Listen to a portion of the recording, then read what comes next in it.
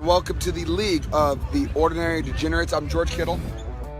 All right, guys, welcome in, you degenerates. Yeah, degenerates. Degenerates high is step back. My prediction holds strong as you being the worst team in the league. Actually, it doesn't quite hold strong. See, So that's why. Shoulda, woulda, coulda. What was that word you just mentioned a minute ago? Was that loss? Full hearts, clear minds, can't lose. There you go. We're gonna go forward. You can lose. You can lose. I set my lineup again this week and thought to myself, going undefeated the rest of the way, baby. So what? You don't have as good a record as I do, you know? So what? Maybe you're overweight or ugly or you have a small penis. Can't stop, won't stop. I had a nick in my chub one time, but there was insects all over this area. The whole thing had to be shaven. Now I bought like 23 and 1. We're down here at the Evergreen in Colorado. We're spreading the word about the big victory. Evergreen, Colorado's gonna know about my glorious victory. Let's get out on the streets. Let's talk with everybody. So I had the #1 score in my fantasy football league. Beat down this guy Josh. Going to the gym sucks. So does fantasy football. So. That clearly has not worked out for me this week. I don't recommend following my lead. How you feel this week about being the low scorer of the league? How do you think I feel, motherfucker? It doesn't feel very good. How much did he pay for the Dolphin Suite? That's what I want to know. It's amazing. Can I get the teal suite, please? You motherfuckers. Chips, I mean, I'm still in first place in my division. I still got good wrap players. it up, buddy. Right? Still got a good stack of chips. I just gotta be patient. The good cards are coming. You know, it's only a matter of time. I just gotta sit back and wait. It's gonna come my way. If an ordinary degenerate were not to wake, I pray his fantasy team I may take. I'm an idiot. All right, guys, welcome in to this year's Ordinaree Fantasy Pod. This is the second year we've done this, guys, and I'm super excited about this. My name's Ben Conroy. You can call me Host Supreme. I'm joking, but with me as always, my brother Matt, Mr. Football, and as we know, as from last year, we got the Commish Belgrande, Nathan, in the house with us. Welcome in, guys. This is awesome. I'm so excited to be doing this again this year, and hopefully this new format is welcomed. Yeah, you know, not only do we have a new name, the Ordinaree Fantasy Pod, but this year we did decide to lay out a new format. We thought that last year was great. We loved doing it with just mainly our league, but this year we wanted to have a bigger footprint. We wanted to see if we could get anybody else listening to this. Like my ex-wife last year, we won her a championship. We want more people like that listening to us, using our knowledge to move forward. So we hope this year we get a broader audience by maybe introducing a little more real NFL news and not just fantasy news. Yeah. Nate, what do you think about that? No, I mean, I love the idea. And I think, you know, for our current audience, which is mostly our league, it's still going to be fun because the league's still about, or the podcast is still about our league. I think the main difference is we're not going to get into all the minutia of, you know, wins and losses, predicting who's going to beat who next week, looking at the records. I mean, that's stuff they all have access to on our league page anyways. They don't need to see all that. I think we're going to use sort of our league as a framework and maybe get more in-depth analysis on some of the trades that have occurred or some of the free agent transactions that are happening. Or even maybe look at some of the teams and make suggestions about if you had a team that looked like this, what would you do to improve your team? Maybe some trades you could make, right? Well, so I think that's actually a really good thing because there are many teams in our league that need advice. So I think that's a great way to go with it. Yeah, definitely. One thing I do want to encourage all of the degenerates to do, though, is continue to participate. You know, although this podcast may not be specifically about your league anymore, it's still about you, and we consider all of you a part of this podcast, and you're all the cast of characters, and really what makes this podcast fun is all the participation. So please keep on submitting videos and participating with us. 100%. Yeah, that's the main thing is we're definitely still going to be highlighting our podcast as the framework of how we talk about the other parts of the league, which is really cool. You know, I mean, we're going to turn back and be like, oh yeah, Joe and Alex have this matchup and we have this and that could tie into what you guys are dealing with out there in the general public. So, which it's kind of cool. I mean, I'm really excited about that. And I think it's a good way to expand this thing. So, Let's go, man. Let's move forward. Let's get into this thing. Let's talk about. We have an upcoming draft party, guys. This thing is it's creeping up on us. It's like less than 2 weeks away, and we are really excited. We've done it in Vegas. We've done it in Palm Springs. We've done it in Texas. And that's the beauty about this league is it changes up every year. And this year, Nate, you won. So you got to choose where we're drafting, and maybe break it down a little bit, your thought process of how we ended up at Launch Point in Temecula, California. Yeah. One of the beauties about this league is that we have this rule that the winner gets to pick the location. I believe one of our league members, when he first moved to Colorado many years ago, he thought the only way he could get us to Colorado was to introduce a new rule that if I win, you guys all have to come to me. Now, of course, he has never won and probably never will win. Oh, Ryan. Oh, Ryan. Oh, honey. But when I won the league this year, I thought to myself, what is the ultimate vacation destination? Where is everybody going to love to come? And I couldn't think of anything better than beautiful Lake Elsinore, California.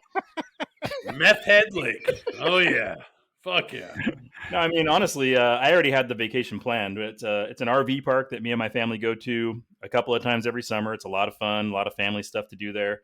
And it just so happened that was the only weekend that everybody in our league was free. And so rather than move my vacation, we just decided to merge the two, which is going to be cool because there's a lot of fun stuff that I think the degenerates are going to enjoy there, going on boats and jet skis and obstacle courses, lots of fun stuff to do.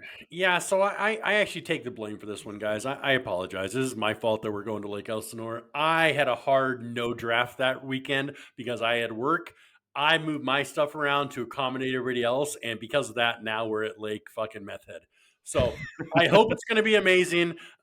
Seeing everybody's going to make it amazing, whether the lake's full of dead fish or not. But sorry, guys, my fault. We're there. My bad. No, I'm excited. It's going to be a good spot. We went down there. Nathan was camping there a few months ago, and we went down and checked it out. And the part where we're staying in this little RV park or whatever, RV resort. Resort. It's really nice, man. It's got splash pads. It's got the lake is right there. The little spot we're staying in specifically is really cool. It's got a bunch of old Airstreams that are all kind of in a circle together around this big old double rock fireplace. Yeah, man, it's gonna be chill, man. There's plenty of room for cornhole boards. The kids are gonna run around like crazy and have a good time. It's gonna be hot as hell, but it's all good. Dude, what's cool also is we have 2 birthdays to celebrate that weekend. I was just about to say. Yeah, not only do we have all our normal football stuff and like you said, boats and jet skis and just the food that we cook is going to be great, but we have birthdays. We have people that we love being there, celebrating with us. Honestly, probably won't be a better draft than this, but yeah, it's going to be a good one, dude. And let's talk about something that's really important on this weekend. Loser punishments that we want to talk about, because loser punishments are something that we deal with every year. Obviously, somebody loses and somebody gets punished. And this year, Nathan, you get to choose Justin's punishment. And you and Justin, I feel like have had some epic, back and forth punishment battles. And, I don't know why. It always seems like you're the one who gets to choose Justin's punishment. Maybe because you're the commish. I don't know. But what are you doing for him this year? I'm excited to hear about it.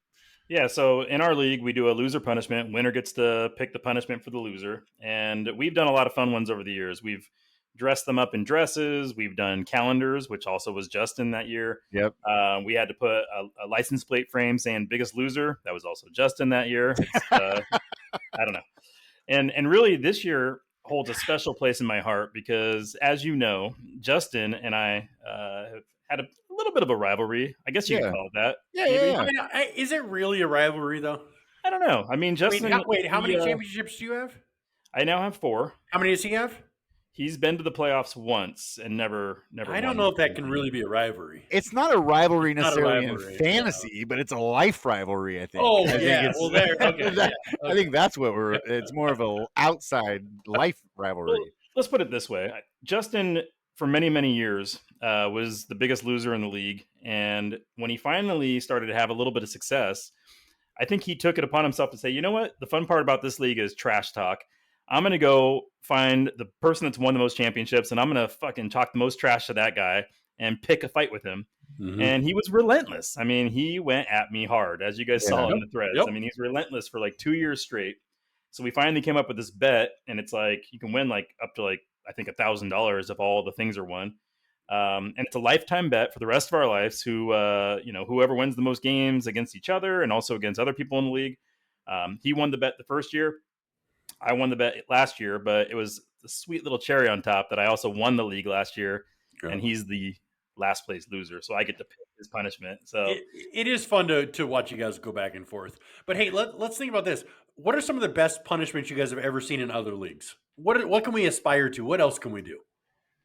Well, I mean, the tattoo is obviously at the top of the list. I mean, that one. Anytime I see somebody getting the high thigh league tattoo, I'm just like, wow, they are way more committed than we are. I saw one on Twitter today. The guy had to. You mean wait? You mean on X? On X. Sorry, on X. Yeah. Let's be the right. guy had to. I think they said he had 7 flights today. He started like early this morning. They're all short flights, but he's flying from airport to airport, and he's wearing a T-shirt that says "Ask me about last year's fantasy season." Oh, I love that. I love that. I do love that. It's a bit expensive, but I do love it. I hope they got him a middle seat on every single flight. Like last row or by the engine every flight, dude. That'd be great. I think we should do. I mean, tattoos are a little bit too permanent. What if we did something a little bit less permanent but equally embarrassing? Like, what if we forced you all summer leading up to the draft to grow some sort of weird facial hair configurement, like cheek hair? I just did that. You did that for the whole league. It's all good. So the one that I liked that I started suggesting last year that I thought was going to get traction is we have Rachel tattoo us, because she does the eyeliner stuff that wears off in like 3 or 6 months. So she can give us real fucked up tattoos that'll wear off, but you have to wear it for a few months. So I like that. I thought she's licensed for that. Nobody's going to hear about it. We only have 12 followers. I mean, come on. I thought you were going to go with she reshapes your eyebrows for the. No, that's not no. Oh, here's what it is. She tattoos in a unibrow you got to wear for 90 days. Yes. She tattoos in a unibrow. Come on, we can do that. We can do that. Hell yeah. Anthony Davis, you got to get the Anthony Davis if you lose. That'd be great. Do you guys want to hear what I'm going to be putting Justin in this year? Yeah, let's hear it. So as you guys know, for many, many years, it was put them in a dress, right? And then a couple of years ago, we said, hey, why are we limiting ourselves to dress? It doesn't always have to be a dress. We can do funny costumes, right? Something just embarrassing, especially if it's in a public setting. You want to put something on them that is like really embarrassing so that they don't want to wear it all day long, right? Last year, Josh was dressed up as a bunny rabbit, right? Or like a Seattle Seahawks jersey. Something really embarrassing. Well, Matt, you just stepped all over my punchline. Oh! How would I have known? Holy shit. Hey, Sorry. I didn't tell you, so that's fine. No, this year I'm putting Justin in a Dolphins jersey. That was my punchline. So thank you. Thank you for stepping all over that. Wait. You're putting him in his own He's a Dolphins fan. Why is that? How's that bad? It's just super embarrassing, guys. That's so true. That is so true. Now, it is embarrassing. So wait a second. Hold on. How much did he pay you that he gets to wear the exact same thing he would have worn anyways? Well, interesting that you asked that. Justin tried to make a side deal with me a couple of months ago. He sent me a text message and he said, I have an offer you can't refuse. And I said, okay, let's hear about it. And he came up with this whole scheme about how he's hosting this big poker tournament. It's all going to be broadcast online and thousands and thousands of people are going to see it. He's like, I'll wear the costume for that, and then I get to wear my regular clothes for the draft. And I said, hell no. I'm not going to rob our league of getting to see you in a costume for the draft. Like, oh, no, but thousands of people will see this. I said, I don't care. I said, wear it to both. People wearing a costume at our draft. I argue that you are robbing us at the moment, to be honest. If you want my honest opinion, I believe you're robbing us. Let's just put it this way. He will be wearing a Dolphins jersey, but that's not the only thing he'll be wearing. Oh, okay. Well, honestly, if it was the only thing he was wearing, that might be the most embarrassing.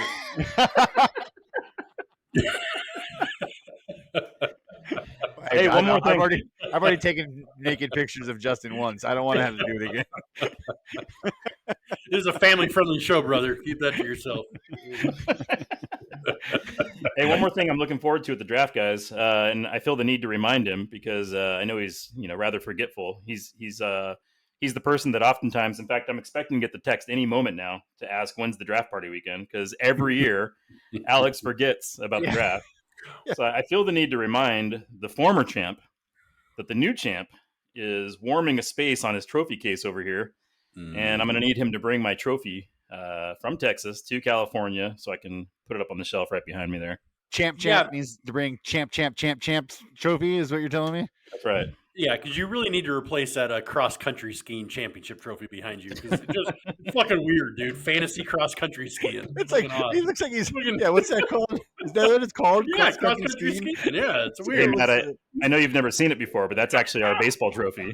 You've never been even close to it. Yeah, I'll take it. We got drops. Yeah. All right, guys, we're gonna move right on along here. Moving into we had a trade. We had our first trade this year, and it was a successful trade for somebody. And one of those people is here to talk about that. Matt, what do you think about this trade? Let's break it down a little bit. Let's talk about how you think it went over for both parties. Yeah, so, Nate grabbed Dameon Pierce last year. Nobody expected him to do what he was doing, but he had a really good year for about, I think, 11 weeks. Kenneth Walker had a great season. So Nate traded away Dameon Pierce to get Kenneth Walker. I think Steve won this one just by a nose because I think that Kenneth Walker is going to have less work than he did last year because of Charbonnet. Now, that was all true until both of them got hurt, and now both can be on IR, start the season or something.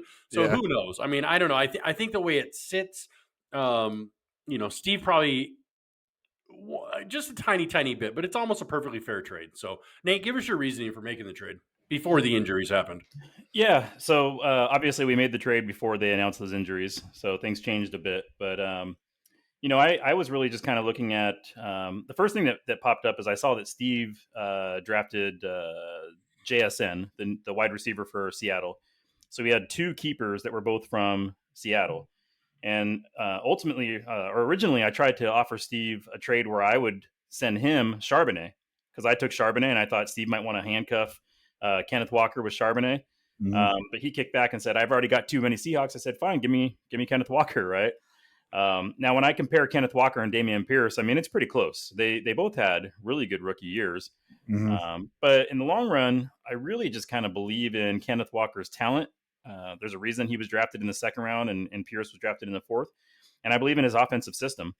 Last year, before Penny got hurt, Kenneth Walker wasn't touching the ball at all. And that's because the system that they run is a one running back system there.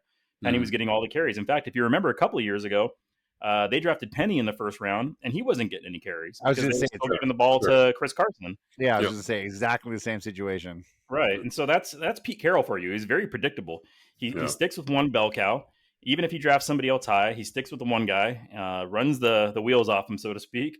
And I believe that's what's going to happen this year. I think Kenneth Walker is going to be the bell cow. But in the event that he does get leapfrogged at some point and Charbonnet takes over, well, that's fine because I got Charbonnet sitting in my practice squad, so I'm covered either way. Yeah, it's not a bad philosophy. I mean, Pete Carroll has been running the exact same offense since 1952 or something. I mean, he's like 75. It's forever. So you're probably right. It's going to be exactly like I find it interesting that it wasn't actually in college. He wasn't that way. When he coached in college, he had multiple. He had a running back set of Lindell White and Reggie Bush, and he worked them both in constantly. He wasn't really that guy until I think he got into the pros, and now he is running more a different style of offense than he ran, for a long time. Well, yeah, I mean, I should clarify. I mean, it's not that he doesn't sprinkle in other running backs. He has specialists. He always has in Seattle. Yeah. And even Lindell White. I mean, Lindell White wasn't a bell cow. He was like a goal line specialist at USC, right? But Reggie Bush was the best running back in the country at that time. He was touching the ball more than any other running back. Yes, but Lindell had his share, man. He was leading the league and leading the team in touchdowns at one point. And he got plenty of run outside of the end zone, outside of the goal line. I mean, but yeah, I agree with you what you're saying. I mean, he does have the specialists, and he always has. So yeah, I'm interested to see how this plays out for you, Nate. To be honest with you, I think Kenneth Walker is in a good position this year to do well for them, but he's hurt right now, and I don't know if he's gonna be, how if that's gonna linger. You know what I mean? And then we'll see how Charbonnet plays out. I'm excited to see how that goes. It sounds like Charbonnet's injury sounds more serious than Kenneth Walker's injury. No, it definitely does. And Damian Pierce on the other side, like, yeah, I don't think he's got quite the same tops or upside as Kenneth Walker does moving forward, especially this season. So I think it was a smart trade on your part, and we'll see how it turns out for you. Awesome. Let's talk guillotine, guys. Let's talk some guillotine. I'm really excited this year. I decided to get in here at the last second, take a team on. You're welcome.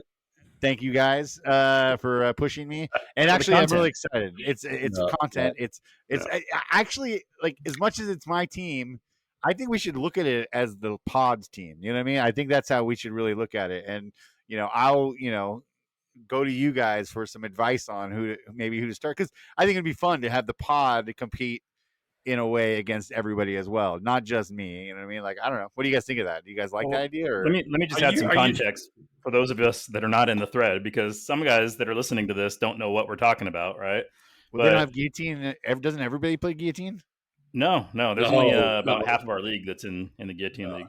Oh, I know. Oh, you're talking about our league specifically. I thought you were talking about in general the public. It's not that big of a popular thing. I mean, compared to fantasy, it's probably 2% of what fantasy is. So in the guillotine league, Matt, because we were trying to fill 18 teams, and we don't have 18 friends that want to play guillotine, we had agreed that we were going to. Period. We agreed to do 2 teams each, some of us, and then others took 1 team. So Matt already has 2 guillotine teams. I had 2. Ben, you had 0, but you played guillotine last year, so we wanted you to participate. And I made the comment yesterday that you got to do it for the content, so we could talk about it on the pod. And you said only if the podcast sponsors me. So, so we are sponsoring your team. It is the Ordinaree Fantasy Pod team. But no, I want you to run it yourself. I mean, Matt's already got 2 teams. I've already got 2 teams. I want to see how you do against us, so we can talk about it here on the podcast. And like Ben. I like Ben's been in the league 2 years, hasn't paid an entry fee yet. I do love that shit. You're good at it, brother. You're good. He's got a system, all right? You know how to do it. You know how to do it. Hey, I fly. I buy. You fly. That's how I do it. Right, or you buy. Nice. I fly. That's how it works. Well, that's how you get to the drafts. That's it, baby. All right, so we are actually this draft has already started. And Ben, I was really impressed with you because all last year, every time we talked, you said Austin Eckler, number 1 running back, period, blah, blah, blah, blah, blah. You love him. You're the best player. You have him on a statue at your house. I get it. We always said you would never take him 101. You said you would. You stepped up this year. You had the 101 in guillotine. You took Austin Eckler where nobody thought you would because he shouldn't be taking 101. But you did it. So props to you for taking Eckler 101. And that's an interesting way to start the draft. Nate, you had second pick, took Justin Jefferson. Did you ever think that you would have a chance to get Justin Jefferson? I was actually the one that texted Ben on the side and said, you better put your money where your mouth is and take Austin Eckler. I saw that. Look, I was planning on taking Eckler number 1 to begin with because I still honestly think he's the best running back in the league. I don't care who you put him up against. He's overall, all around, the best running back in the league. And I think he's going to continue to have a great year this year. He might lose some targets as far as receptions go because everybody's healthy at the moment, at the beginning of the season. But we all know Keenan Allen going to probably get hurt again. Mike Williams is probably going to get hurt again because neither of those guys can stay healthy. That's why they got Quentin Johnson, the new stud. Quentin Johnston, first off, if you're going to say his name right. By the way, let me kind of push back on what Matt said about nobody should have taken Austin Eckler 1.1. I agree in a normal league, a normal fantasy league, Austin Eckler probably shouldn't be the first pick. But this isn't a normal league. It's first of all, it's a different setup, different format, but we have 18 teams, right? And when you have 18 teams, you have to think about things a little bit differently. The wide receiver pool is a lot bigger than the running back pool. And just as an example of that, I mean, Ben had the first pick, I had the second pick, I obviously took a wide receiver. When it wrapped around and it came back to me in the second round, there are no running backs for me to pick from. I mean, who'd you just take in your second? Did you make Jerry Jeudy, number 2? Oh, I love it. We're already at Jeudy? Holy moly. What the hell's left for me? Well, Nate, let me ask you this. But look at the top. Okay, go ahead. If Ben had taken Justin Jefferson and you had the second pick, would you have taken Eckler? No, I would have taken McCaffrey. But I can see an argument of Eckler over McCaffrey. I could see that argument. Sure. But no, I would have taken McCaffrey there. Yeah. Did we lose Ben? No, he's doing his research over there. Oh, okay. He's got his headphones off. He didn't like what I was saying about his fucking team. He took that shit off. Well, the top running backs that are on the board right now, Jahmyr Gibbs, Breece Hall, Kenneth Walker, who we just talked about. I mean, there's no real like superstars available. So I mean, if you want a running back and you have to start two in Guillotine, maybe taking a running back in the first round isn't such a bad idea because wrapping around taking a wide receiver. I mean, there's Deebo Samuel, Amari Cooper, DK Metcalf. I mean, there's good receivers that are available. So I would actually say that, you know, it might have been a smart strategy for Ben to take a running back there. Might have been. Thanks, Nate. I appreciate the backup. I honestly saw it the same way. I looked at it as, look, there's not very many running backs out there who are the predominant number one running back on their team, right? There's guys out there who share a lot of carries. Austin Eckler right now, as it sits, is the number one and doesn't have anybody right behind him who's going to be taking carries off his plate. He even said it specifically just the other day. He said, look, I want you guys to come take my carries. Come get them, but I'm not giving them to you. They are mine. So right now, he's sitting there going, I'm going to be the one who's running the ball. Yes, there's going to be guys who are maybe taking my receptions away a little bit here and there, but he's still going to be the fucking guy, man. He's still going to be the number one. And there's not, like Nathan said, there's not anybody else left to pick up from and that you're going to be stoked about. Well, at your turn of the pick, there was a lot of other guys to choose from. That wasn't Nathan's No. I'm saying on the way back, like coming back, like there's nobody left. There's no running backs available. Well, so I would have. You could have taken McCaffrey. Do you want to tell us why you took Eckler over McCaffrey? Yeah. I think Christian McCaffrey is going to be used differently this year, and I don't think he's going to be used the same way as he has been used. What was that first statement you're going to say? You're going to say Eckler's going to get more runs than Christian McCaffrey? Because I'd be willing to bet on that. I think overall, more running attempts for Eckler than McCaffrey. You want to bet on it? Not at the moment. Okay. I think so. I'm just checking. I'm just checking where your head is.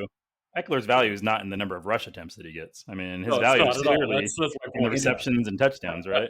Yeah, exactly. I thought, Ben, maybe you would say, well, it's because because McCaffrey gets hurt a lot, well, that too, more durable, or maybe because when Elijah Mitchell's healthy, McCaffrey didn't have a big share of targets last year when Elijah Mitchell was on the field. Or Debo and McCaffrey are twins. They could take his role. Yeah. All those are good reasons that are valid. You guys are making all my points. You guys are all making all my points for me, and I appreciate that. That's what a good host does. He gives it to you guys to make the points. I bring up the topics, you guys fill it in. There you go. Or maybe it's just because you're not a big 49er fan like us, you know? Yeah. No, we would have taken McCaffrey. Yeah. Oh, you would have? You didn't. Justin Jefferson. Very well done. Very well done. All right, Nate. Matt, you took Cooper Kupp overall at number 8. I think the values there, I mean, come on, was 2 years ago number one scoring guy in football. They had a down year last year. He is getting older. I just thought at number 8, he could have been the number one draft pick. You know, I wouldn't have taken number 1, but yeah, I don't think there's any reason to pass on him at the number 8. No, the hamstring injury doesn't scare you? The new hamstring injury? A couple weeks out from now, he knows the offense. He knows the coach. The coach knows him. The quarterback knows him. He's one of those guys who doesn't need, a couple weeks to get ready. I think he could, if he's healthy week 1, he plays whether he practiced or not. And I think that would affect him. NFL insider Host Supreme was there at Rams camp yesterday, and I saw the beginning of the practice where he was out there running routes and stuff. And to be honest, Cooper Kupp looked great. But he did leave really early. He was only out there for about a half hour and then he was gone, and they got him off the field really quickly. So I don't know. I'm curious because if he's healthy, I think he's as good of a receiver as Justin Jefferson, and I think he's going to be even more valuable to his team this year. He has less competition than Yeah. Well, Justin Jefferson is going to get Hawkinson, so many. Addison, Madison. Yes, thank you. He's got way more people. Yeah. And Cooper Kupp still has a bunch of no-name guys behind him. Everett and Jefferson are the only two guys, really. Well, Van Jefferson's good, but he's not. He's a deep not. threat. Yeah, Yeah. and he's. I mean, I'm really excited about this Pakua kid. You know, Yes. Pakua Nua, whatever his last name Pakua is. Nua. Okay. Puka Nua or whatever his name is. No, But you're right. You're right about his target share for sure. And in fact, last year before he got hurt, Cooper Kupp was averaging 3 more points per game than Jefferson was at the time. Yeah. So I mean, obviously he's got the talent to do it. My concern would be you have a 30-year-old wide receiver who had a leg injury that made him miss half the games last year, and at the first week of camp. Timeout. Do you think he? Before you expand on that, I want to stop you right there.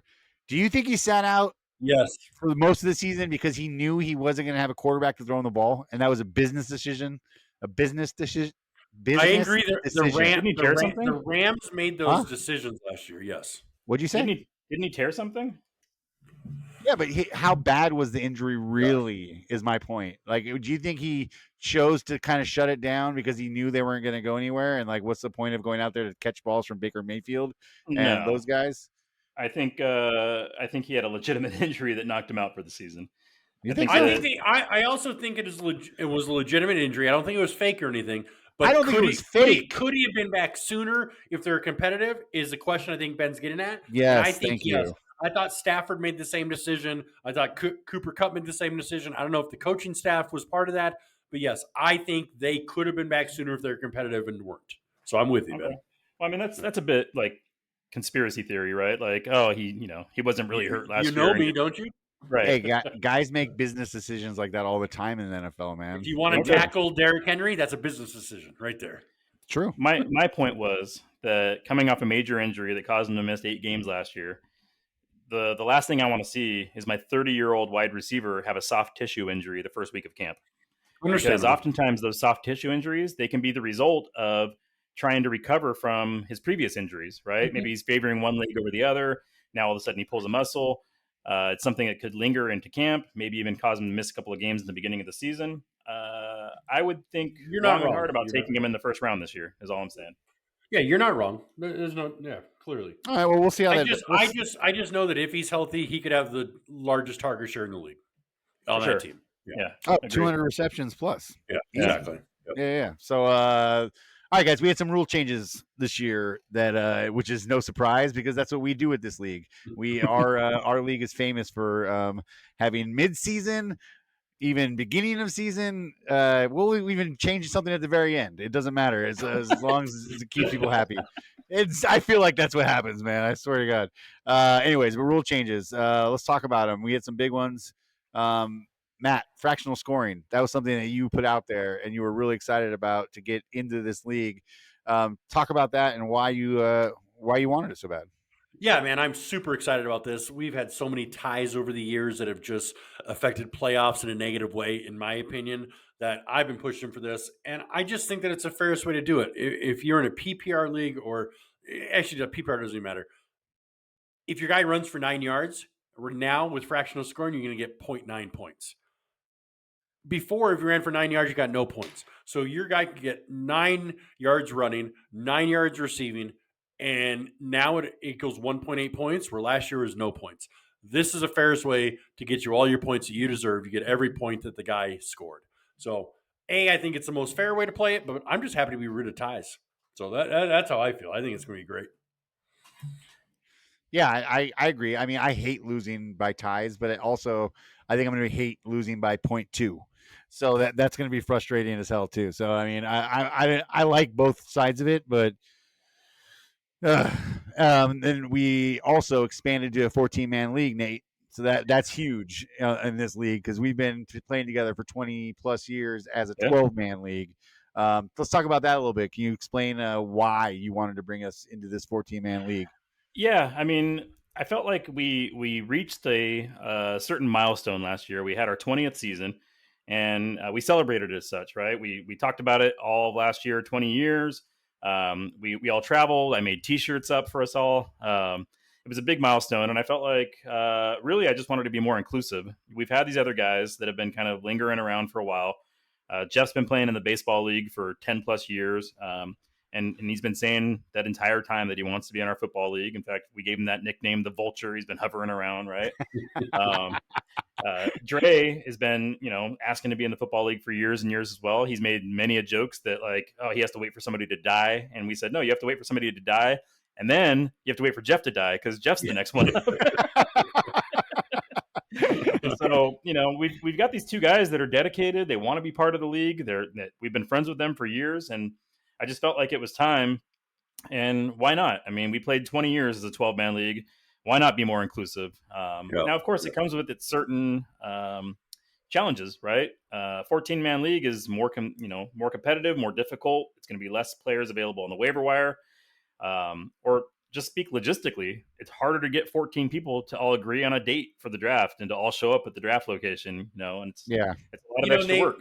Nate, where you just said that a 14-man league is more competitive, I have the fear that it could be the opposite. I have a fear that there could be a few of us, I include myself in this, and you, maybe Ben, we'll see. No, I think that there could be a couple guys who draft really well because they're thinking about it. And I think there's going to be a lot of guys who don't think about it right. And it could be a highly top-heavy league this year with the learning curve.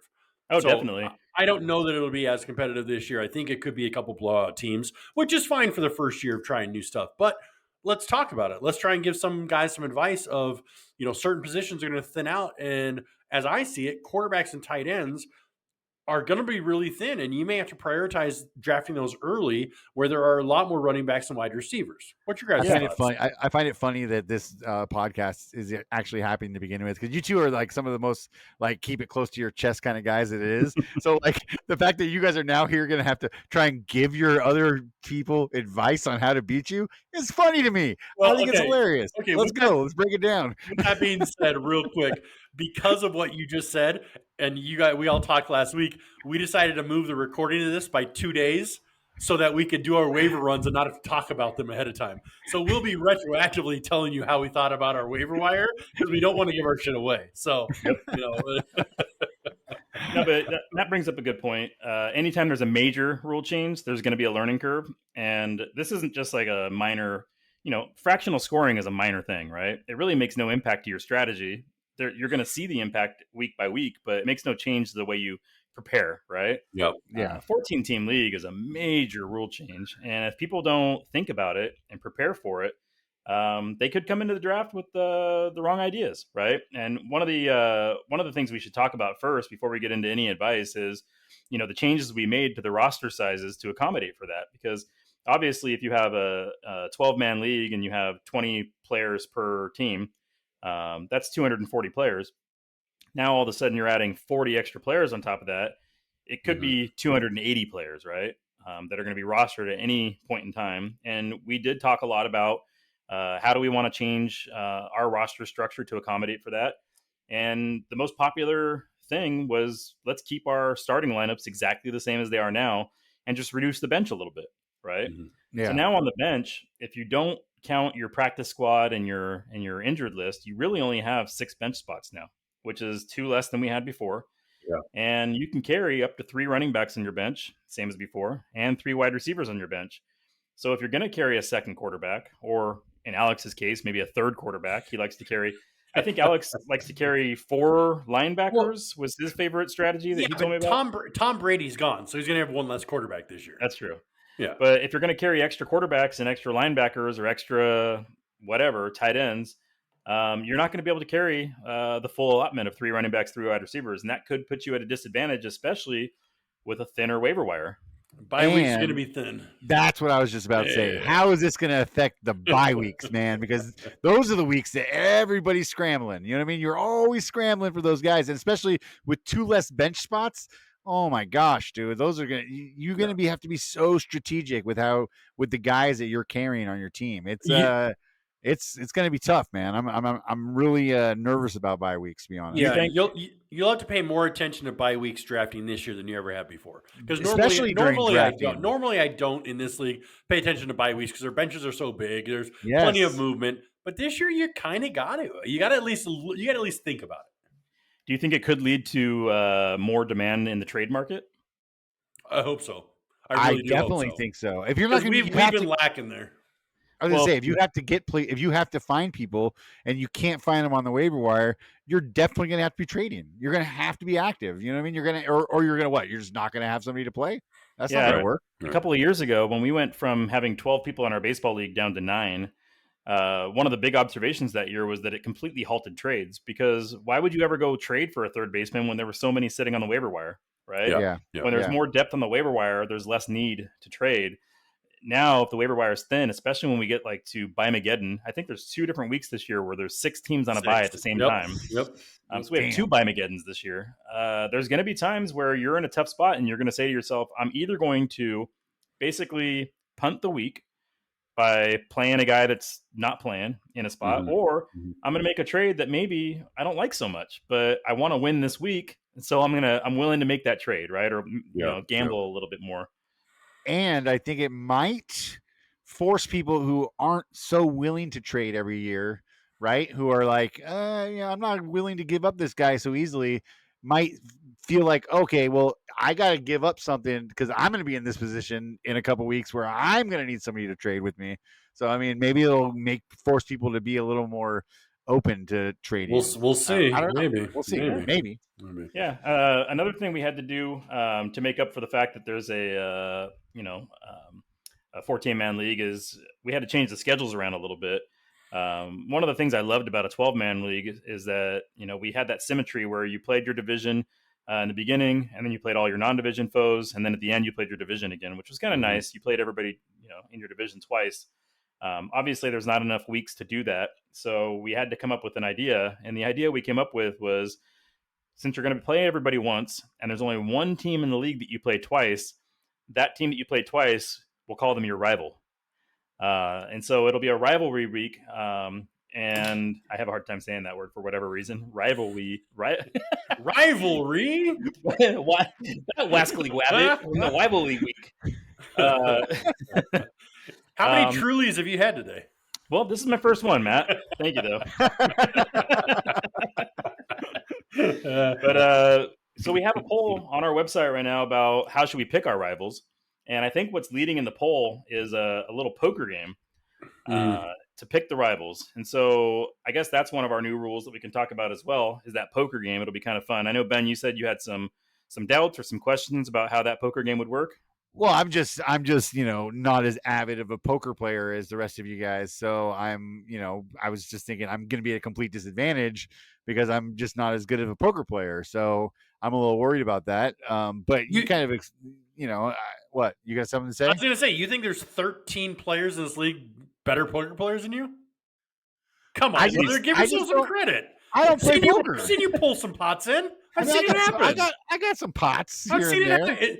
Come on, it's only $20. Go all in first hand and see what happens. Oh, speaking of that, here we go. Hell yeah. We'll talk about. Actually, we'll go to that later. Right? Is that already a plan? Did I miss something? No, I got something that I wanted. That's part of my bold prediction or my prediction. Put on toes everywhere. The poker game, it'll just be a fun way. I mean, whether you're a good poker player or not, it doesn't really matter. It's a $20 tournament. Somebody's going to win the pot, so it'll be $280, right? Nice little pot at the end. But really, it's just a fun way to pick our rivals. And the way it's going to work is that each of us is going to have a bounty on our heads. And so when you start the tournament, you have a bounty on your head. And if somebody knocks you out, let's say, I know this sounds impossible to you, Matt, but let's just say, hypothetically, I knock you out. I now have the right to make you my rival. But then let's say later in the tournament, I knock Ben out. Well, now I get to choose. Well, now I have 2 bounties. Do I want Matt to be my rival, or would I rather have Ben? Like he's going to knock out both Conroys. Come on, dude. At least another family name or something. And this poker game is going to take place after the draft. So I could look up at the draft board and say, you know what? I'd rather have Ben as my rival. I'd rather play him twice. So I throw Matt's bounty back in the pot, and the next person that wins that pot gets Matt's bounty. Right? So it's just a fun little activity we're going to have at the draft party to pick our rivals and make some trash talk happen. Wait, does he win the pot? So he wins whoever he knocked out and whatever extra bounties are in the pot sitting there? So I could win a pot that has 3 bounties in it while I take somebody out, and I could have 4 bounties in front of me. Yes, that's what I was asking. That's what I was asking. Okay. I got to decide who I want to keep as my bounty. I put the other 3 back in there. Got Yeah, it. here's the thing: you're only playing the tournament till 7 people are knocked out because then all your rivalries are picked. So I don't know how this game finishes.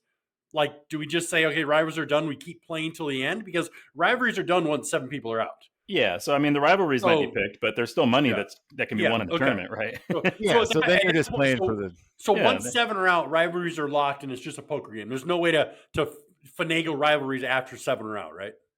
Right, effectively. Yeah, okay, because all 7 have been won. Yeah, perfect, easy. All right. Sounds good. Easy. We got using the jackpot here to fund boats on the agenda. I'll talk about that one. That was actually, I think I threw that out first. And we've had a bad beat jackpot in our league high score jackpot in our league for a few years now. And we keep reinvesting into crypto and different things, and it keeps going higher, higher, higher. So this year it was so high that we could basically cut it in half and pay for 2 boats for an entire day while we're out there.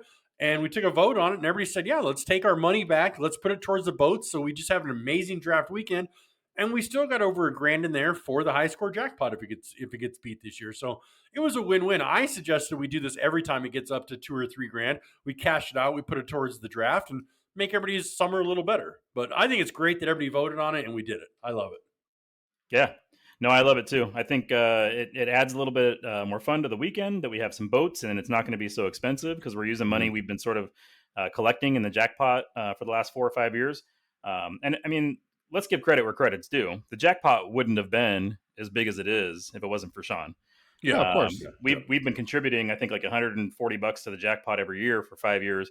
The jackpot's well higher than the $700 it should be. Yeah, right? yeah. And that's because Sean built it up by investing wisely and making some smart plays. But yeah, I mean, there's no reason to have a jackpot of $3,000. And especially if it's going to continue to grow. I thought this was a much better idea. Let's cut it in half and use it on some boats and have some fun.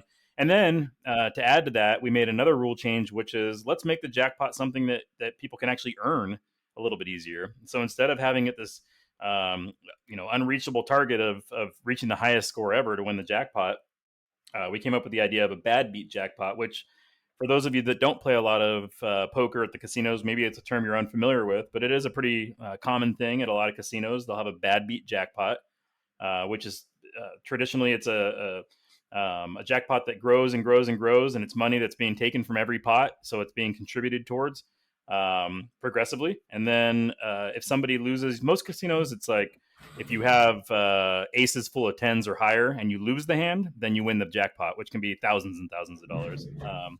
And so I thought, let's kind of translate that concept into fantasy football, which is if you have the second highest score of the week and you lose to the highest score of the week, then you win the bad beat jackpot, which is like a nice little incentive for having a great week, but still getting the L, which I'm surprised Matt was for, because Matt typically is all about the only thing that matters is W's and fuck your high score. But I was glad to hear he went along with this one. I think it's a fun idea.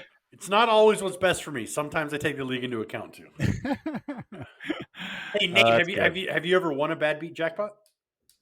I have not won a bad beat jackpot, but what I have done is so at the poker table, it's not just the person that has the aces full of 10s that wins. He usually gets a chunk of it, like 40%. The person that beats him in the hand gets a chunk of it, like 20%, and then the rest goes to the rest of the table. Oh, that's cool. And I actually was at a table when somebody hit the bad beat jackpot, and my share of it was $2,600. Damn. Wow! Yeah, just sitting at a table playing. It was like $100 buy-in, just sitting playing poker, and my share of it was $2,600. Did you cash out and go home? Were you done? No. In fact, it took them so long. They collect all your, like, they make you fill out an I-9 and all this stuff, and like they collect your driver's license. I mean, we were there for like an hour waiting for our payout, so we just kept playing poker while we're waiting. But yeah, I mean, great. Just sitting there at a table, not even in the hand. That's cool. Yeah, that's cool. That's cool. All right, so we got a pending poll that you need to talk about, Nate, real quick, just to get that out there so everybody will get out there and vote on that. And then also let's talk about the rules that didn't pass that we were voting on. But let's keep these things short. Let's move this thing along. Okay. Yeah. So we have a pending poll right now. Only half of the league has voted in it, which is, a little concerning. We're a week and a half out from the draft, and we can't get 14 people to visit our website and make a vote. But whatever. Right now we have 5 that are approving it, so we need 3 more to approve it. Maybe once this podcast comes out, they'll go out and vote in it. But Matt, why don't you tell us why you like that particular one? Because I know you voted yes on that, right? Well, yeah. So this is the counter trade period. So basically, what it is years ago we used to have a veto. You know, 2 guys trade. It's unfair. One guy gets taken advantage of. Everybody logs in, vetoes. The trade's gone. This is kind of the same thing, but it gets in front of it. Basically, any trade that is accepted gets put out on the league page, and there's 24 hours where everybody gets to counteroffer. I love it. I've always thought this is the best way to play fantasy. All leagues should be done out in the all trades should be done out in the open. I think it is the fairest way to do it. You can get a better value out of your guys. I don't know why anybody would be against this. The only reason somebody would be against this is if they like to just take advantage of their friends and they try and sneak stuff under the wire, in my opinion anyways. So I think doing this is just going to make a more fair, fun league, more discussion, more people debating, more people talking.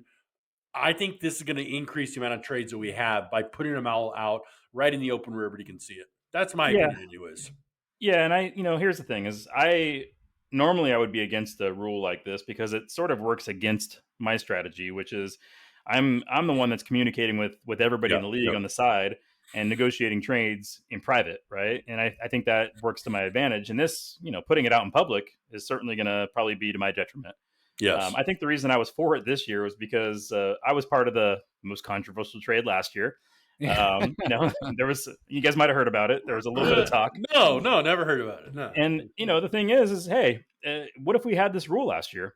Then I could have just sat back and said, okay, you think you could do better, right? If you think you can make a better offer than what I made, and actually in that case, it was Ryan that made the offer to me. But if you think you can make a better trade, then make it. And you have 24 hours to do so. So instead of complaining about it, bitching about it, saying it's collusion, do better.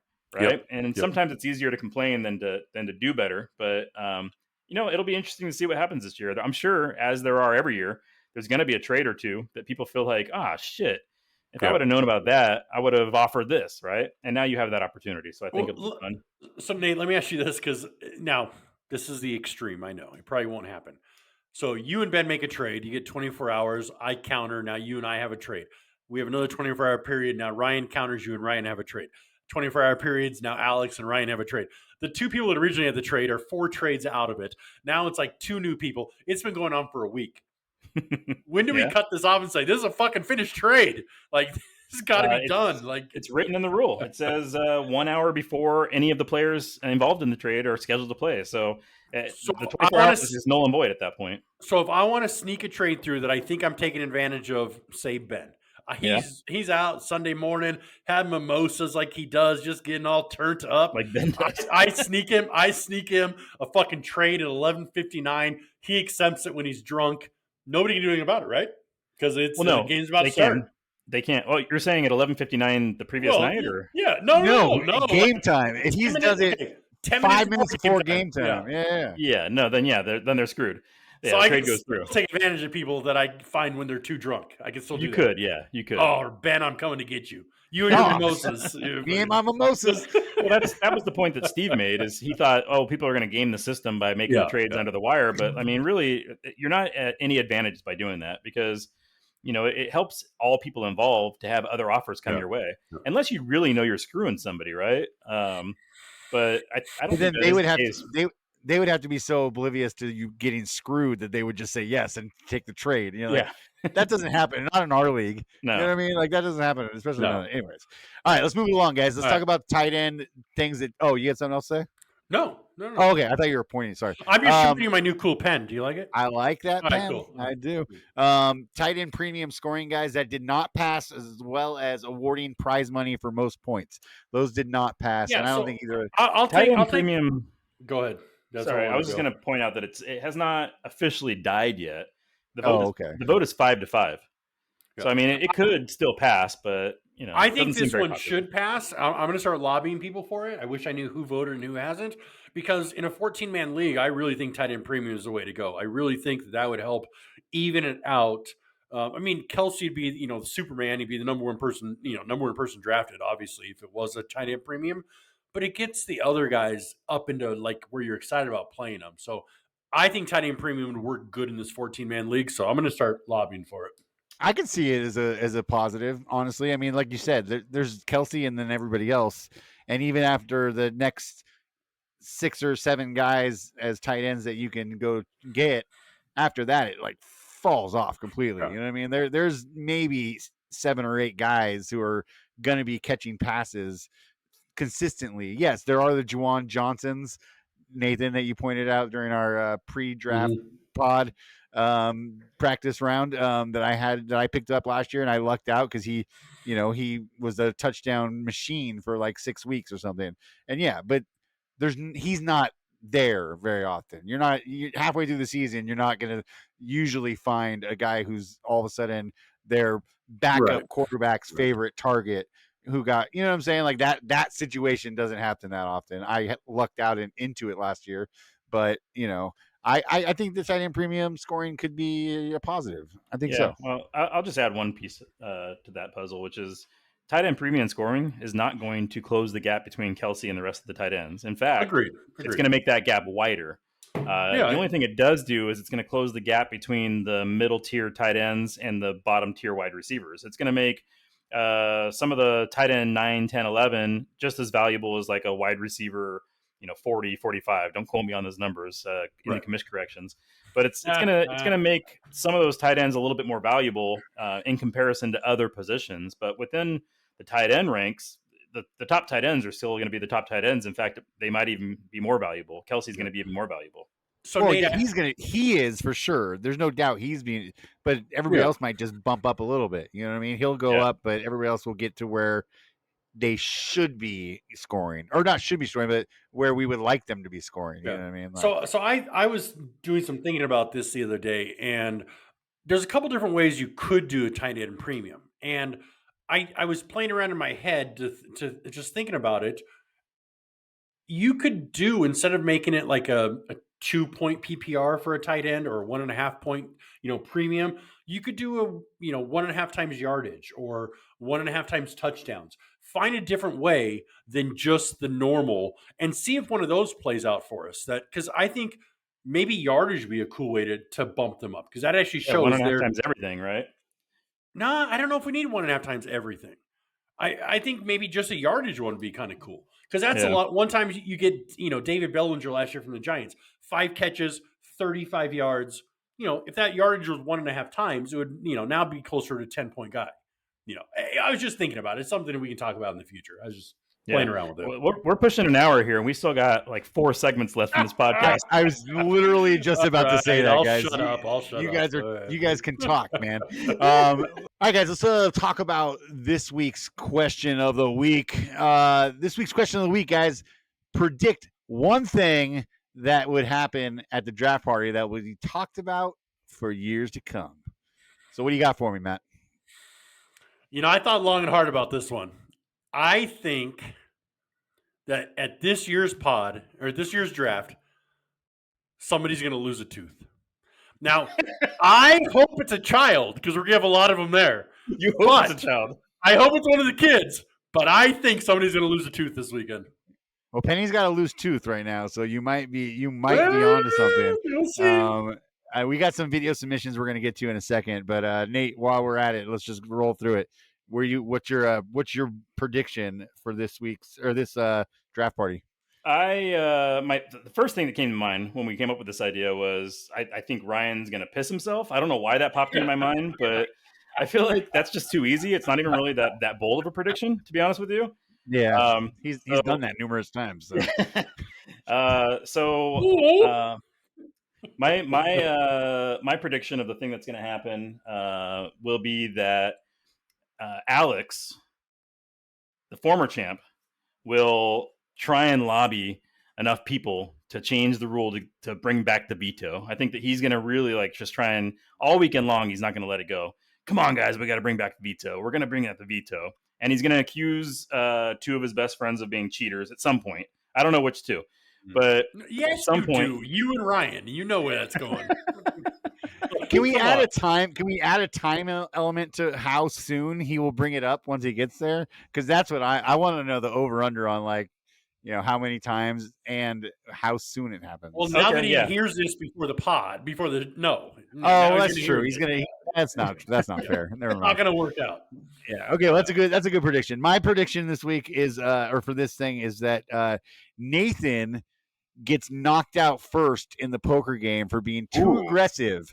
That is my bold prediction. Nice. Because Nathan tends to go all in at the very beginning of some games, not all games, but we've been there plenty of times where Nathan will get knocked out quick and buy back in within the first 10 minutes of the thing because no he went rebuys hard. here. No rebuys. No Well, rebuys. You're talking about the rivalry tournament. That's the one. I'm talking about the rivalry poker game. Okay. That's my bold prediction, and just because I think he's going to be scalp hunting at the very beginning, and I'm for sure going to be scalp hunting. That's what I'm saying. Yeah. So that's what I'm saying. I think Nathan gets knocked out first. That's my bold prediction for the weekend. Hey Ben, I can't wait to see the chips that you make everybody's names for the bounties. The little wood burners you're going to do. I can't wait to see those. I'm in. You tell me I'm in. I'll make them. You commission them. I'm got it. Do it. Got a couple weeks. All right, but the pod's not going to pay you to do them. All right, just do them for free. No. All I right, got it. Hey, I'm gonna get whatever I can out of this thing. Commission. All right. Them. Jesus. Well, I think we had some other submissions sent to us. So should we take a look at those? Yeah, let's do that right now. What's up, Degenerates? I'm here on site, working Thunder Valley Poker Room. Want to do the video submission for what's going to happen at the draft party. I think I got this one down. We are going to have Bobby. He's going to get a little too drunk. He's going to get super confident about his ability to do something that he will, in a shocking turn of events, not actually be able to do. And then when he gets to the point where he actually can't do it, he will have a look on his face that looks something like this.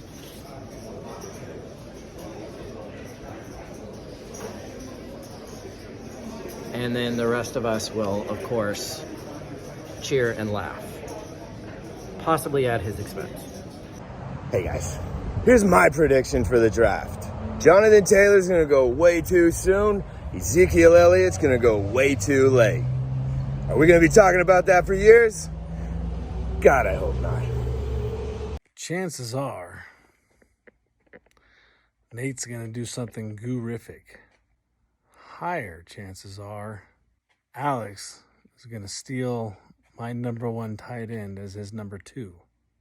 Third in that order, mechanical error. I'll strip something back. We'll make it work. That was awesome. Those are some bold predictions, man. We're gonna have to see if those come true. I mean, I'm really excited to see. Next week, we hope to get more submissions, guys. So continue to bring them in because we're gonna have a question of the week every week, and so this is your guys' opportunity to be part of the pod. And so that's what we're really excited about. Because last year, like Matt said earlier, one of the favorite parts about the pod of us doing it was you guys. You know what I mean? So this is your opportunity, man. This is a call to action. Bring in those awesome videos, guys, because we want to be a big part of it. And next week's question of the week, guys. I can't wait until a non-league member sends in our first video. Yeah. I cannot wait for that. It's going to be so fun. Dude, that would be epic, bro. Yeah, that would be epic. Yeah. Question of the week for next week, guys, is which degenerate had the worst draft and why? So that's a good one. Hopefully it's not me. Should we grade? Should we do pod grades? Should we do that? Should we, as a podcast, should we do draft grades? Absolutely. Why not, right? Yeah. Absolutely. Yep. Yeah, I definitely think we should. So tune in for those, guys. We're going to be grading your guys' by the way, drafts. No sending in Josh videos this week before the draft even happens. Wait till the draft is over to tell us that Josh had the worst draft. No early submissions. That's too funny, man. All right, guys, we're going to bring in our guest of the week this week. We're going to be doing this every week with a high score, low score like we did last year. But since we don't have any high and low scores this week, we decided that we are going to introduce the newest members of our league to you, the League of Ordinaree Degenerates. The newest members. We got Jeff Garofalo and Dre. What's Dre's last name? I don't even know Dre's last name. Davis. Oh, Dre Davis. I thought it was like Madonna. It was just Dre. It is. That's to me. He's always just been Dre. I didn't even know he had a last name. That's why Dre Davis and Jeff Garofalo. And this week we're lucky enough to have Jeff with us live. So let's do that right here. Let's talk to Jeff. All right, guys. This week we're going to talk to one of the newest members of our league, the League of Ordinaree Degenerates. We talked about we're going to have our two newest members on, and here he is, the man, the myth, the legend, the Vulture himself, Mr. Jeff Garofalo, in the house with us. Ooh. Jeff, glad you're here, man. Vultures in the house. Vultures in the league. Woo! Yeah, I'm excited. Jeff, welcome to the league, man. It's really good to finally have you here, man. It's cool. Waiting so long. Yep. Now, on that note, that is my question. It's kind of a two-part question. You're the Vulture. You're waiting for one of us to die off, basically. You're just circling, waiting. So my question, A, who did you think would die first in this league? And B, how did you think they would die? That's a good one. I mean, I would have chosen me because of all the stupid shit I do. Fuck, I got to think about that one. Bobby for the insurance? And how did he die? Mysteriously. He said for the insurance, which implies that somebody knocked him off. Yeah, Megan knocks off Bobby. I like it. Dude, what was her nickname? The knife, something with the butcher knife. What was her nickname? Come on. The cold-blooded killer. Yeah, Megan had a cold-blooded killer. Yeah, it's all coming about her. I swear, I'm just kidding. That was more about her trade acumen. That she was she's a shark when you're trying to trade with her in the Dynasty League. Hey, Jeff, we've played in fantasy leagues before. I mean, you were in our baseball league for 10 plus years. You've won that league numerous times. You're in our Dynasty League, so it's this isn't anything new. But of course, this is the league that you've been saying for years and years that you wanted to be a part of. So my question for you is, when you're the new kid on block in prison, usually the strategy is find the biggest motherfucker and go knock him out. So who are you going to knock out this year? If that's the case, it's you, right? Or is it champ? I think. Well, I didn't know if it was big in size or if it's big in size. First off, he shorted you a champ there. I don't know if you realized that. No, the other one. I said, is it name or is it champ? Oh, I got you. Yeah, there are a couple of guys with 3, but yes, only one of us with 4. And I think I shorted you one as well because I said you've only won a couple, and I believe you won 3 in the baseball league. I think you said numerous, so I didn't argue. But we decided that baseball championships are only worth half a point. That's so true. It's only 1.5 for Jeff. Really. Man, come on. So because baseball is only worth half, I still have 17. Shut up. I still have like 5 more championships than Matt does. Yeah. Hey, I have 2, man. I have 2. Come on. Like Nate was saying, there's a lot of pressure coming into this league for sure. And thank you guys. Thank you for freaking adjusting, making it 14 teams. I know that's a drag, but thank you very much. And fuck you, you're all going down. Nice. You know what, dude? I'm not even going to ask a question after that. Dude, Jeff Garofalo, the Vulture, in the house. Thank you so much, Jeff. We are going to see you soon at the draft party, buddy. Peace out. I got arts and crafts for the draft. Nice. Hell yeah. Awesome. Let's go, buddy. All right, Jeff, man. Late. Do you think that Jeff will win a championship before the original members do? Who haven't won it? Haven't won it? So if you take all the degenerates who haven't won it, will Jeff beat them to a championship? Wait, you're saying that, okay, so Ryan, Justin, and Josh, you're saying that if I say no, it means that all 3 of them will win one before Jeff does? Do you think Jeff will, I don't know, will Jeff win before any of them win? Yeah, will Jeff win before one of them wins? Yeah. I think he has just as good a chance as Justin, who seems to have been more competitive the last couple of years. I think Jeff definitely will win before Josh, who, I don't know, like Josh sort of checks out, I think, at points, right? Yep. And also Josh is just like super unlucky. I was looking at his draft from last year, and it's like some of these guys that he drafted should have been a lot better than they were. But then he comes out of the draft and trades away his best draft pick to Bobby, like immediately after the draft. So, I think he'll win before Josh for sure. Do you guys ever get trade offers from Josh? I figure I reach out to Josh. He never reaches out to me. He's not that active in my world in football. Do you guys get offers from him? No. No, I See, don't. I think he drafts well, but then he kind of checks out and doesn't finish the season. He just Yeah, doesn't do the probably. trade. Yeah. I mean, usually how it goes with Josh is there's no counter offering that goes on. I'll send him an offer, he'll reject it. I'll send him another offer, he'll reject it.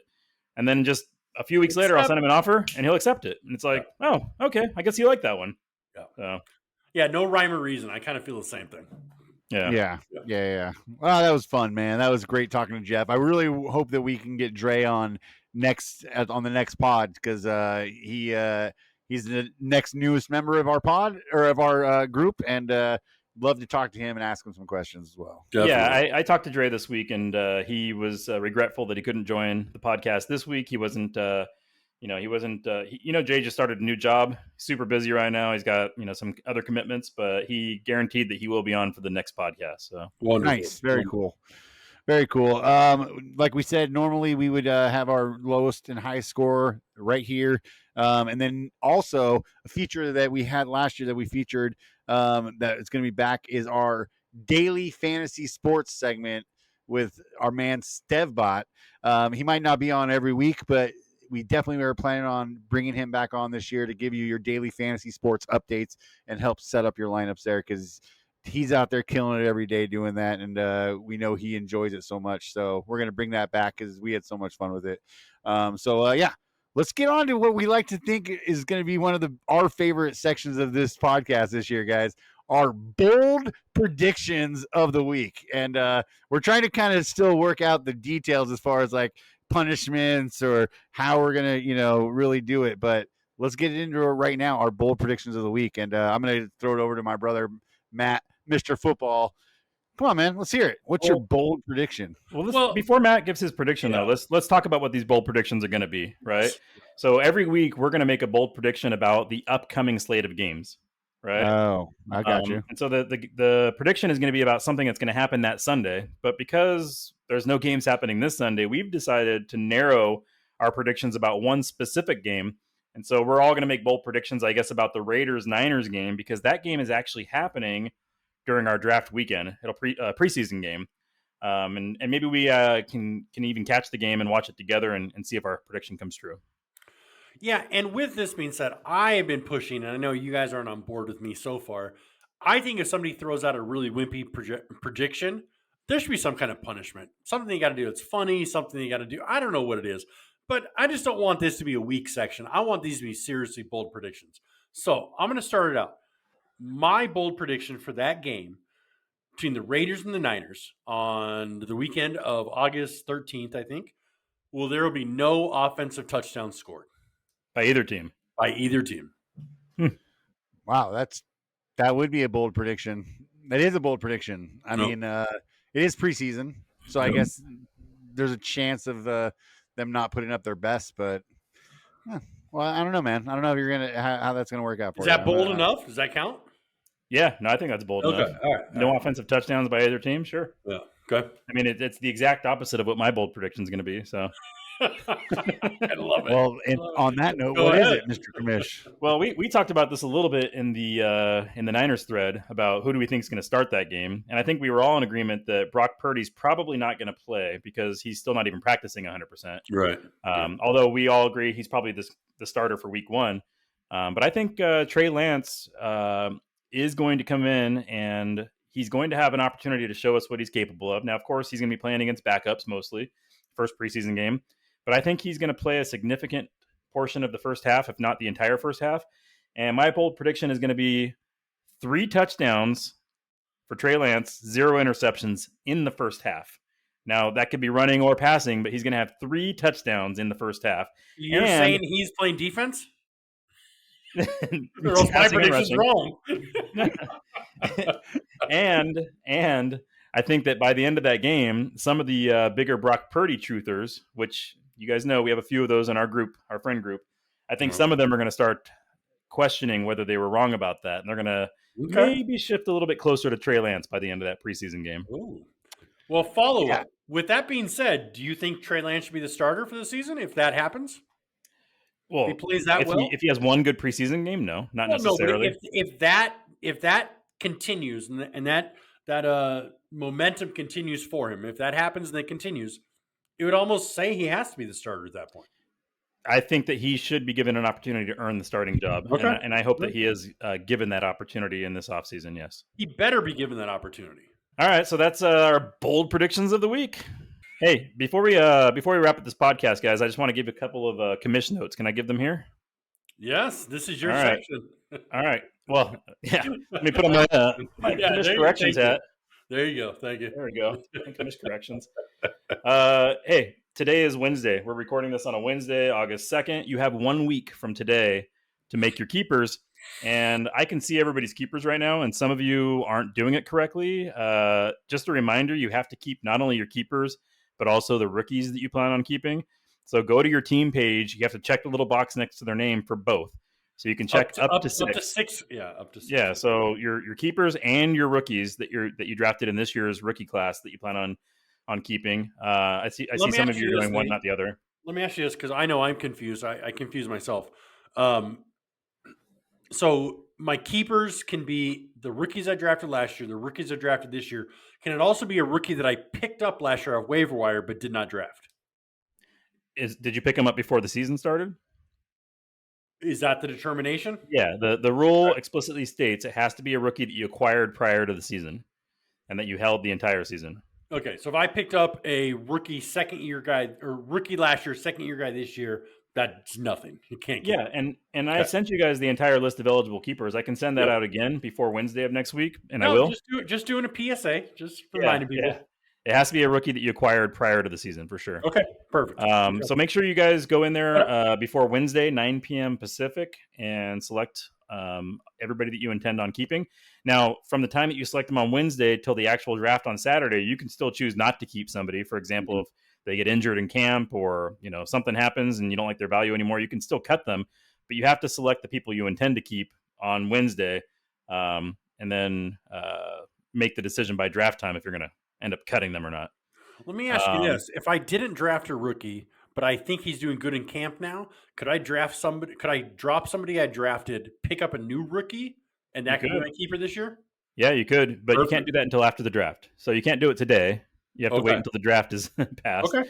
But yeah, go through the normal waiver process, pick somebody up, and if he's a rookie, then he'll become an eligible keeper for a future season. In fact, Damian Pierce was a rookie that I had. We talked about that earlier in this podcast. I didn't draft him last year. I traded him. I traded for him with Bobby, and I gave Bobby Garrett Wilson. And we made that trade prior to the season starting. So they were both still eligible keepers for us. But of course, Bobby then later traded Garrett Wilson again later on and made him ineligible as a keeper. So looking back, do you wish you would have not made that trade? Oh, of course. Yeah. I mean, Garrett Wilson. Yeah. Garrett Wilson's a superstar at this point. Exactly. So, yeah. And I'm glad he's that hurt Bobby, right now, isn't he? No. I think he tweaked an ankle or something like that. Yeah. I thought he just hurt himself. Yeah, he did. And then the only other thing is a reminder to pay your league dues before the draft. You get an extra $25 auction bucks. So you'll start the draft with only $175 if you owe money, and you start the draft with $200 if you don't owe money. And the last time I checked, there are about $2,800 in dues that need to be paid prior to the draft. So pay those before next Saturday. Do not pay your guillotine fee online. Do not do that this year. Yeah, don't pay it online. You can pay it directly to me. I will hold it for you. I will put it on. And by the way, I created a new spreadsheet that you guys can all access at any point. So if you guys just save it as a bookmark, you can go there and it's updated live. And anytime you find a discrepancy, something you don't like, or maybe I forgot to log something, you can go check. You see it on there, send me a note. I'll fix it for you. But it's now live and you guys all have access to it. So if you need another link, let me know and I'll send it out again. Wonderful. Those are my updates for you guys. And I'm looking forward to the draft. All right, guys, that was awesome. What a great podcast for our first one. Thank you guys for being here. For Nate, for Matt, we really appreciate you guys all showing up and supporting this podcast. We're going to be recording a post-draft podcast here in a couple weeks, and then get ready because once the season starts, they're going to be coming at you every week. Boom, boom, boom. Every Friday, we're going to drop them. So stay tuned for that, guys. It's going to be so much fun. Thanks again, Matt, Nathan. You guys are the best. Guys, See you guys at the draft party. We are so excited. Can't wait. And we're out of here. Later. All right.